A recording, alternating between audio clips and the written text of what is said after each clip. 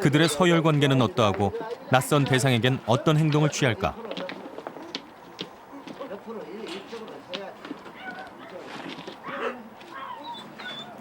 비록 이 늑대들은 어릴 때부터 사람 손에서 길러져 주인을 경계하지 않고 잘 따르지만 낯선 사람에 대해서는 여전히 야생의 습성으로 대한다. 그리고 이러한 행동들은 일반적으로 늑대가 우두머리 수컷 앞에서 보이는 행동이다.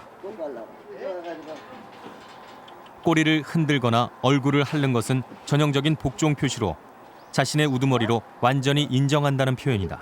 만져본 사람이 아무도 없어요. 그래요? 근데 이게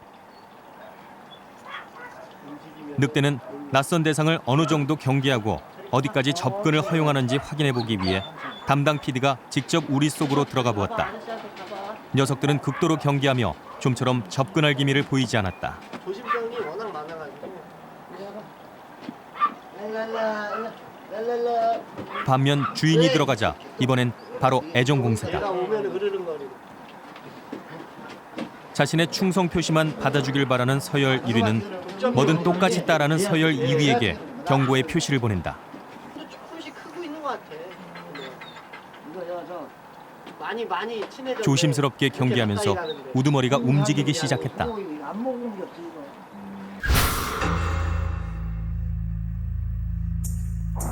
올 초, 이 농장에선 암수 한 쌍이 짝짓기를 했다. 늑대는 보통 1, 2월에 짝짓기를 하고 약 60일 만에 새끼를 낳는다.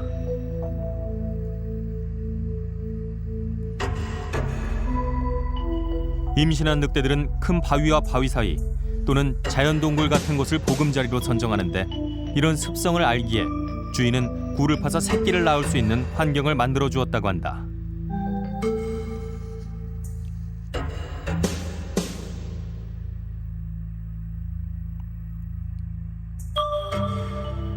그리고 지난 5월 말 어미는 모두 5마리의 새끼를 낳았다.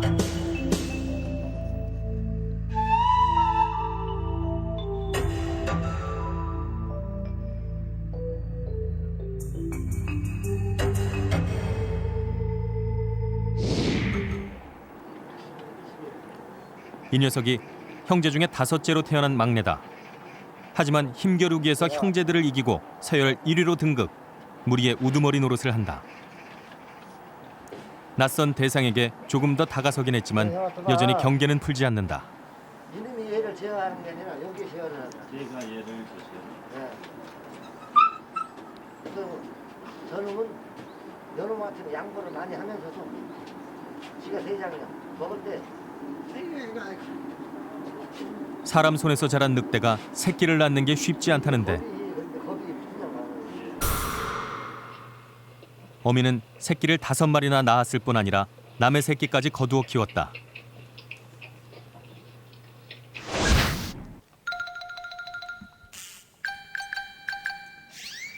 서로 종이 다른 새끼를 키우는 동물들의 이야기가 종종 들려온다. 새끼 고라니에게 젖을 물리고 어미처럼 돌보는 풍산개를 사람들은 지극한 모성애라며 칭찬했다. 그런데 정말 이것이 모성애일까? 늑대들은 조직사회 속에서 나름의 역할을 맡는다. 특히 사냥 나간 다른 늑대의 새끼를 대신 돌보는 공동육아는 모성애가 아니라 선조인 늑대에게 물려받은 본능이다. 어릴 때부터 서열 확인 작업을 하는 늑대처럼 강아지들에게도 이는 중요한 본능이다.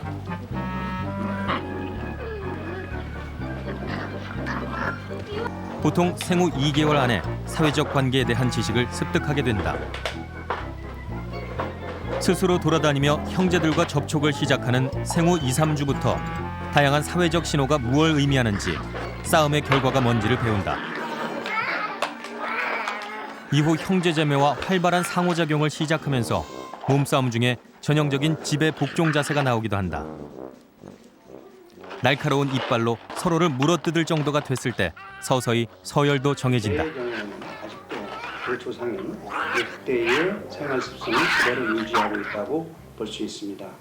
때문에 늑대가 우두머리를 존중하고 따르듯이 개도 그 무리의 우두머리를 존중하고 따르게 되어 있습니다.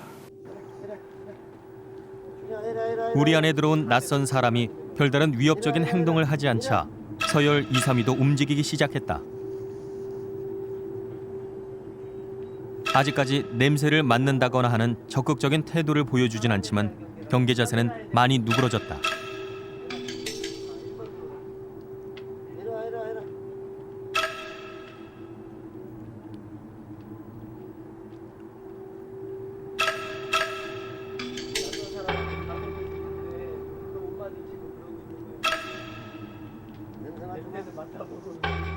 PD가 우리 안으로 들어가고 두어 시간이 지나서야 녀석은 처음 다가와 냄새를 맡기 시작한다.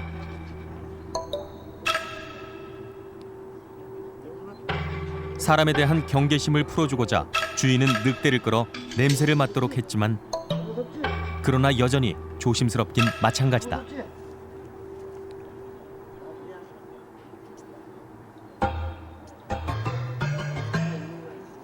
옳지. 됐다. 됐지?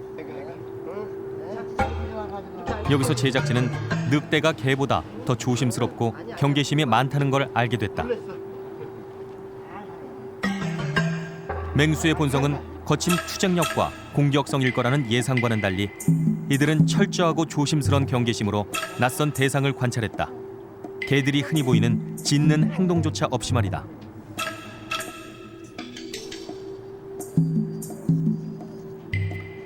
언제 어디에서 천적이 나타나 공격할지 모르는 야생의 세계에선 적극적인 공격성보다 철저한 경계심이 이들을 지켜주었을 것이다.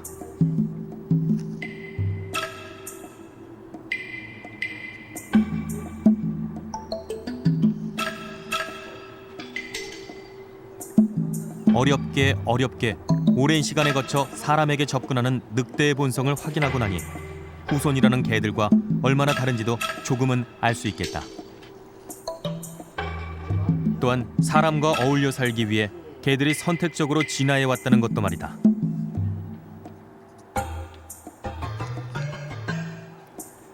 개가 가지고 있는 늑대의 본성 중 상당 부분은 사람에 의해 바뀌어지긴 했지만 완전히 사라진 것은 아니다.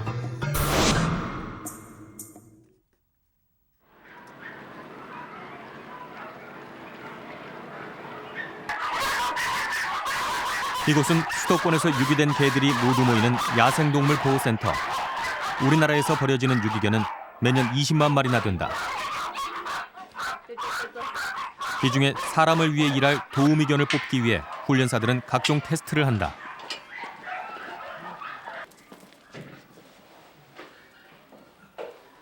보통 덩치가 작은 개들을 청각 도우미견으로 뽑는데 이들에게 있어 가장 중요한 소리 반응 테스트를 시도했다.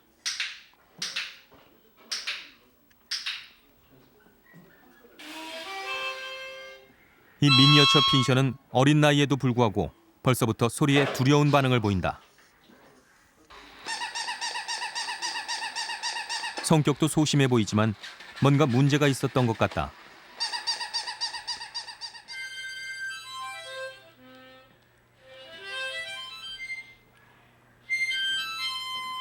좀 더 나이가 있는 요크셔 테리어도 반응은 마찬가지.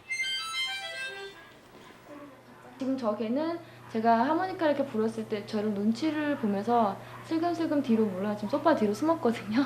그 사람들하고 지금 자기가 어떤 그 접하면서 안 좋았던 기억들이 그 속에 잠재되어 있는 거죠. 그래서 사람의 어떤 손이나 사람의 어떤 이렇게 터치, 접촉하는 거를 상당히 거부하고 제 스스로가 거기에 대해서 경계감을 나타내는 겁니다.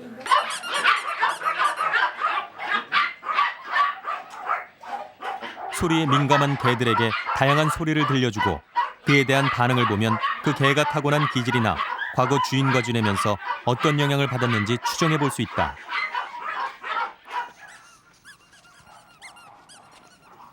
조금 뭐 사람에 대한 반응이 조금 보였는데 이제 나와서 직접 이제 핸들링이라고 하죠. 이제 견투를 잡고 직접 보행을 해보니까 개 스스로가 어떤 가지고 있는 어떤 이기성이라고 말할 수 있는데 자기만의 세계가 지금 너무 강한 거예요. 그래서 사역견으로서 사람을 어떤 도와줘야 하는 그런 어떤 청각 도우미로서 역할을 하는 데 있어서 자기의 어떤 기질이 너무 강하고 너무 뚜렷하면은 사람하고 이렇게 융화를 한다고 하죠. 이렇게 사람을 이해하고 사람한테 가서 좀 어느 정도 그 의존하는 부분도 있어야 되는데 그런 게 전혀 안 보이서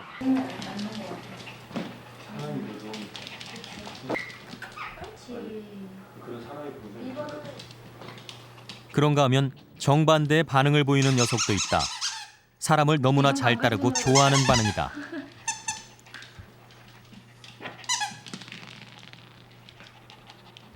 하지만 사람에 대한 집착이 너무 강해 보인다. 집에서 아마 되게 그 되게 주인한테 되게 뭐 사랑을 받던 거 아니면 되게 이쁨을 받은 것 같아요. 그래서 얘가 지금 다른 일하는 것보다는 사람에 대한 어떤 그런 감정이 더 풍부하게 나타나고 있어요. 직각이야, 직각. 어? 이 부분은 훈련으로 교정하기로 하고 도우미견 훈련소로 데려갔다.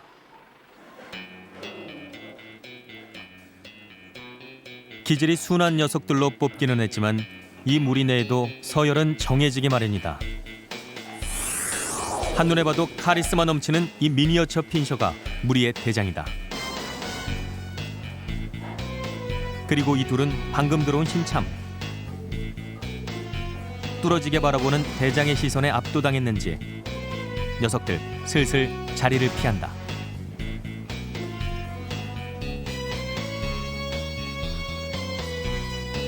대장은 늘 그랬던 것처럼 조용히 서열 확인 작업에 들어갔다. 배를 보이고 눕는 것은 지배자에 대한 복종을 의미한다.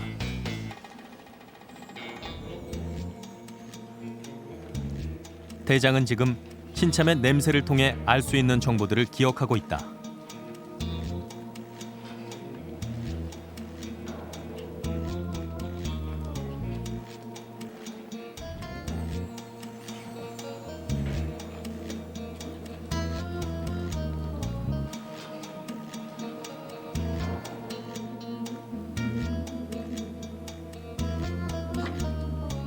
그 와중에 서열 2위가 지배권에 도전하는 행동을 보였다. 절대 복종과 반역이 공존하고 있다.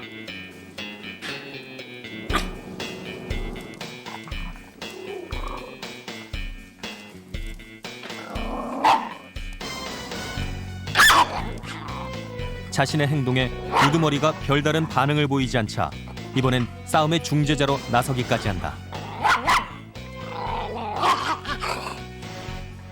이런 과정을 통해 은근히 자신의 힘을 과시하면서 새로운 서열 1위가 될 준비를 한다.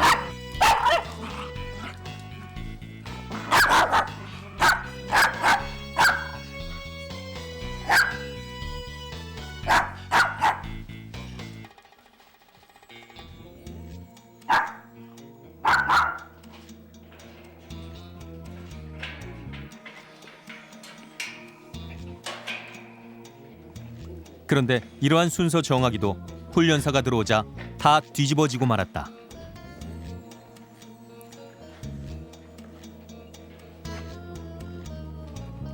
감히 넘볼 수 없는 넘버원이 나타나자 세력 판도는 순식간에 훈련사 위주로 재편성되었다.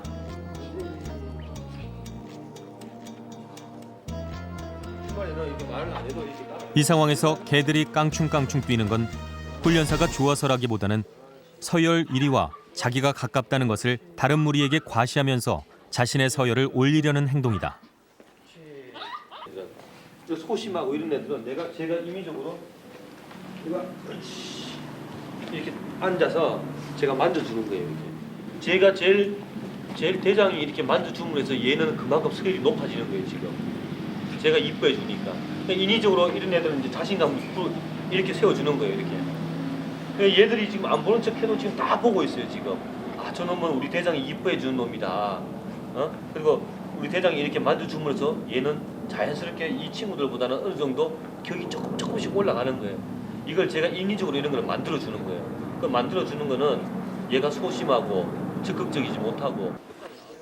도움이 필요한 사람 곁에서 도우미견으로 일할 녀석들이 너무 소극적이거나 또는 성격이 너무 드세면 문제가 될 수 있다.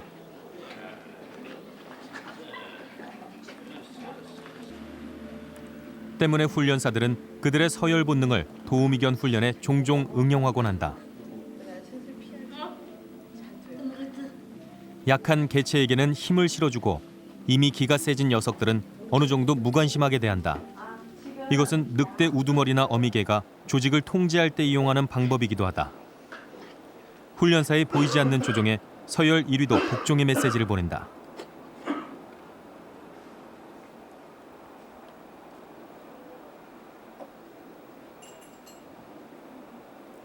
그런데 이런 분위기를 외면하는 넘버 2. 얘 같은 경우에 성격이 강해요. 성격이 강하고 마킹 성향이 강하고 지배 성향이 강해요. 이런 애들은 제가 인위적으로 배를 갖다 땅을 이렇게 보이게끔 해서 뒤집어서 절대 복종적인 그런 동물들한테는 이렇게 배를 보인다는 것은 절대 복종적인 어떤 의미를 뜻하거든요. 이런 경우 이제 이렇게 절대 복종하라는 의미에서 배를 이렇게 누르고 지그시 제가 이렇게 누르고 있는 거예요. 이렇게 안 돼. 그리고 목소리를 좀 굵게 해서 이렇게 제가 일부러 화음을 좀 지르는 거죠. 기다려. 그럼 얘들이 지금 다 보고 있는 거예요. 지금 보고 있으면서 저놈이 지금 대장한테 혼나고 있구나. 그래서 인위적으로 제가 얘 서열을 자꾸 깎아주는 거예요. 이 개들 사이에 어떤 형평성을 제가 유지를 시켜주는 거예요. 이놈이 너무 요즘 막 기가 살아가지고 너무 막 설쳐대고 너무 어떤 그런 공격 성향이 나타나면 제가 다른 애들 보는 앞에서 이렇게 속된 말로 쪽을 주는 거예요. 지금 개 쪽을 줘가지고 이놈을 갖다가 지금 확 깎아 내려오는 거예요. 지금 제가 인위적으로. 나야. 성격 강한 개의 공격성을 죽이기 위해 때론 강력 처방도 동원해야 한다.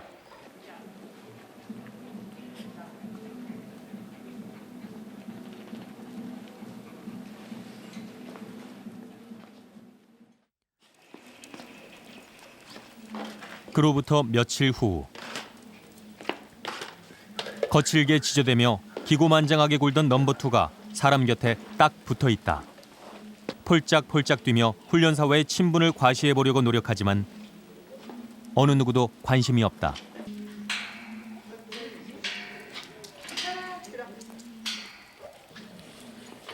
무리아는 다시 평온한 일상으로 돌아갔다.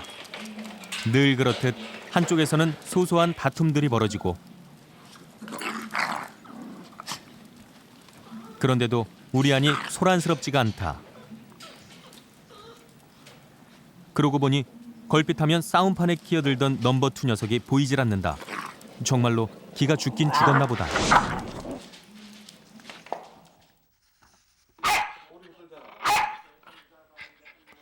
이 녀석에게 집안은 모두 자기 영역이다.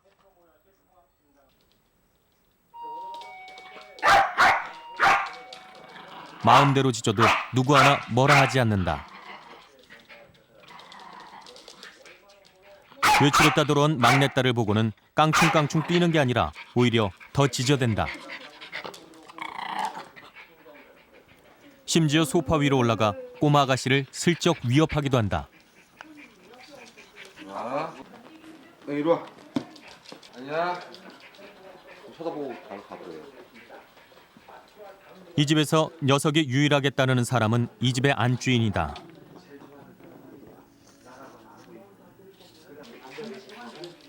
여기서 살아가는데 안주인만 따르면 문제가 없음을 간파한 모양이다.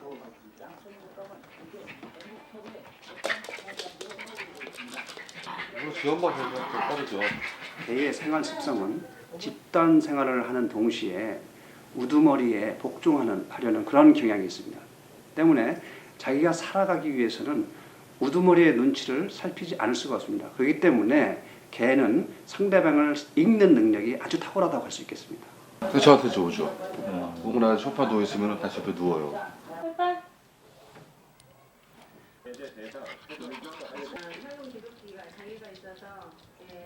안주인이 외출하자 녀석은 잠시 서성이더니 은근슬쩍 바깥 주인 옆으로 간다. 올라와. 그래도 아직은 자기보단 서열이 높다고 보는 것 같다. 새끼가 엄마 없으니까 아빠한테 그러네.